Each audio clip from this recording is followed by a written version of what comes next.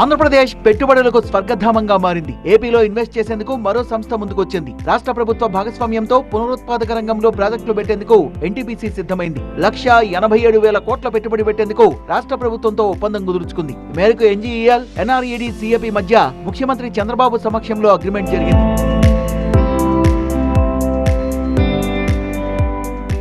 ఒప్పందం ద్వారా వచ్చే 25 ఏళ్లలో రాష్ట్రానికి 20,620 కోట్ల ఆదాయం రానుంది. 1,06,000 మందికి ఉద్యోగ ఉపాధి అవకాశాలు లభించనున్నాయి. ఇంధన రంగంలో ఏపీని అగ్రగామిని చేసే క్రమంలో ముందడుగు పడిందన్న సీఎం చంద్రబాబు సౌర, పవన, పంప్డ్ స్టోరేజీ, గ్రీన్ హైడ్రోజన్ వంటి పునరుత్పాదక విద్యుత్ రంగ ప్రాజెక్టుల్ని ప్రోత్సహించడానికి రాష్ట్ర ప్రభుత్వం ఎప్పుడూ ముందుంటుందని చెప్పారు. భవిష్యత్ అంతా పునరుత్పాదక విద్యుత్ రంగానిదే అని స్పష్టం చేసిన CM Chandrababu project first phase ను 2027 ఏప్రిల్, మే నాటికి పూర్తి చేయాలని అధికారుల్ని ఆదేశించారు.